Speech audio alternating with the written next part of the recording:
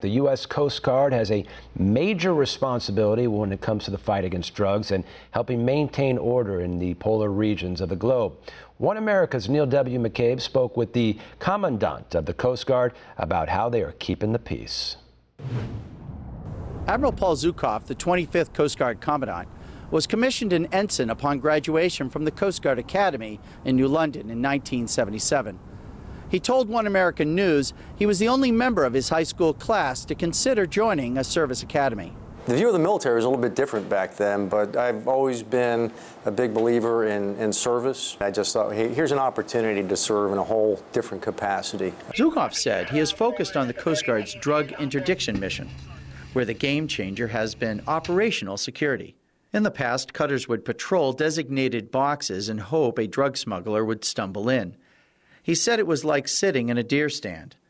Now cutters go where the drug smugglers are going. Afuera! Afuera! On one recent drug patrol, Cutter Berthoff came home with 22 metric tons of cocaine with a streak of 8 straight days with a drug bust. Not to be outdone, her sister Cutter Stratton came home with 32 metric tons. Those hauls have a combined street value of more than $1 billion. The Coast Guard became front-page news when President Barack Obama committed his support to expanding the Coast Guard's icebreaker fleet. You know, being able to assert sovereignty in the Arctic domain, look at the human activity, be in a position where we could be semper paratus in the Arctic region, we're not there because we just don't have the capacity. The Admiral said the Arctic has become both a busy place and a dangerous place.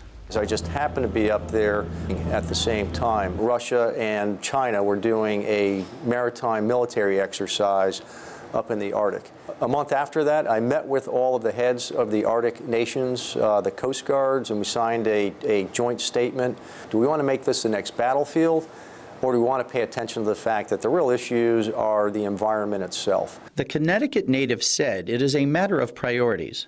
Recognizing the Coast Guard can't be all places at all times, but where do our authorities resonate? Where do we apply scarce resources, and what are the outcomes that we have to do that? In the end, the Commandant said, he wants to leave behind a Coast Guard where young Americans derive the same sense of accomplishment his Coast Guard career gave him. We empower very junior people to carry out today's work in the Coast Guard, and they couldn't be more excited, so much so that we have the highest retention rate of any of the armed services. In addition to drug interdiction and polar operations, the Coast Guard maintains aids to navigation and performs heroic life-saving feats at sea every day. Neil W. McCabe, One American News, Washington.